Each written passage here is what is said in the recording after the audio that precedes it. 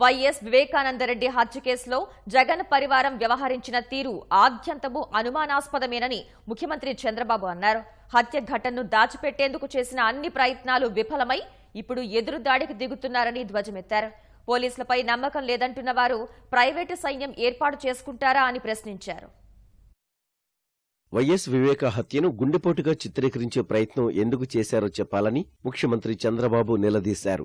వివేక మరణం పట్ల సంతాపం వ్యక్తం చేసిన సీఎం ఘటన క్రమాన్ని వివరించారు. మృతదేహాన్ని స్నానాల గది నుంచి పడక గదికి తీసుకొచ్చి తలకు గాయమైన చోట వస్త్రం కట్టారని తెలిపారు. పోలీసులు ఘటనా స్థలానికి వెళ్లేలోపే రక్తం కడిగేసి ఆస్పత్రికి తరలించారన్నారు. ఏమాత్రం అవకాశమున్నా విషయం బయటకు రాకుండా అంత్యక్రియలు సైతం నిర్వహించేసేవారని అన్నారు. ఉదయం గాని బయట ప్రపంచానికి తెలియని పరిస్థితి వస్తే ఇల్లంతా క్లీన్ చేసేసి ఫ్యూనరల్ కూడా చేసేసేవాళ్ళు. ఎప్పుడైతే అనివార్య కారణాల వల్ల హాస్పిటల్ తీసుకుపోవాల్సి వచ్చిందో అక్కడ క్లియర్ కట్ గా వాళ్ళు పోస్ట్ మార్టం చేసే వరకు హత్యని చెప్పకుండా దాచిపెట్టారు. ఎవరు ఆన్సర్ చేయాలి? ఆ ఫ్యామిలీ మెంబర్స్ ఆన్సర్ చేయాలి. బయట ప్రపంచానికి చెప్పాలి, ఆంధ్ర రాష్ట్రానికి చెప్పాలి, 5 కోట్ల మందికి కాదు భారతదేశ ప్రజానికానికి చెప్పాల్సిన అవసరం ఉంది. ఎందుకంత పానిక్ రియాక్షన్స్ మీరు ఫీల్ అయ్యారు? నేను ఫీల్ కాలేదే పానిక్ రియాక్షన్, నేను బాధపడ్డా. మనిషి చనిపోయాడని సంతాపం తెలియజేశా. Unlawful things, law and order సమస్యలు, హత్యలు, ఘోరాలు ఇవన్నీ చేయడం ఇది చాలా దుర్మార్గం. దీన్ని నేను చాలా తీవ్రంగా ఖండిస్తున్నా.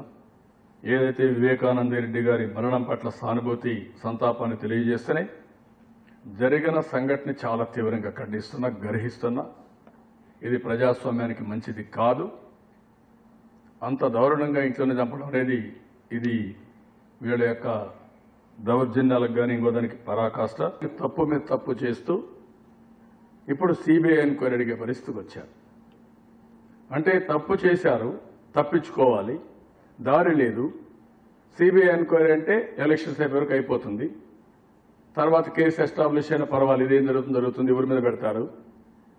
ఇలాంటివన్నీ ఇంత మునుపు జరిగాయి. అక్కడ ఇప్పుడు కూడా చేయాలని ప్రయత్నం చేస్తున్నారు. హత్య జరిగిన కొన్ని గంటల తర్వాత కూడా జగన్ సొంత మీడియాలో గుండెపోటు అంటూ జరిగిన ప్రచారాన్ని సీఎం ఎండగట్టారు. 9 గంటలకి ఇది దివంగత ముఖ్యమంత్రి వైఎస్ రాజశేఖర్ కుటుంబంలో విషాద చోటు చేసుకుంది. వైఎస్ఆర్ సోదరుడు మాజీ మంత్రి వైఎస్ వివేకానంద రెడ్డి 65 సంవత్సరాలు కన్నుమూశారు. శుక్రవారం తెల్లవారుజామున గుండెపోటుతో పులివెందులో తుదిశ్వాస విడిచారు. ఈ 9 గంటలకు సాక్షి ఏంటి? What do you say? 9 గంటల 19 నిమిషాలు 9 గంటల 19 నిమిషాలకు ఇది ఇచ్చారు. 8 గంటలకు సస్పీషియస్ డెత్ అని ఎఫ్ఐఆర్ ఇచ్చారు. తప్పులు చెప్పడానికి కూడా ఒక ఇది ఉండాలి కదా. అప్పటికే ఆయన చెప్పాడు, తల పైన, తల వెనుక మరియు అరచేతిలో గాయాలున్నాయని చెప్పాడు. చెప్పిన తర్వాత ఇది ఎట్లా ఇస్తారు? 9:00కి మీకు అనుమానం రాలేదా? ఎవరు ఆన్సర్ చేయాలి దీనికి? జగన్మోహన్ రెడ్డి, వైఎస్ఆర్ కాంగ్రెస్ పార్టీ, వాళ్ళ కుటుంబ సభ్యులు అవునా కాదా? మీరు వీలైనంత వరకు దీన్ని దాచిపెట్టాలనుకున్నారు, దాచిపెట్టలేకపోయారు.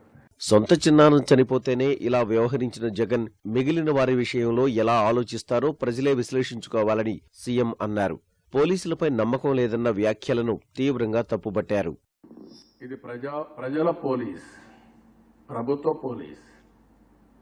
ప్రపంచంలో మీరు ఒకటి గుర్తుపెట్టుకోవాలి, మీరు ఆస్తులు సంపాదించుకోవచ్చు, లేకపోతే మీరు సరైనటువంటి భూములు సంపాదించుకోవచ్చు, అన్ని సంపాదించు. లా and order only one agency will protect, అది పోలీసు వ్యవస్థ.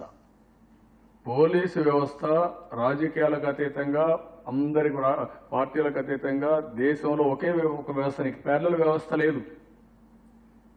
You have belief or not belief, you have to depend on them.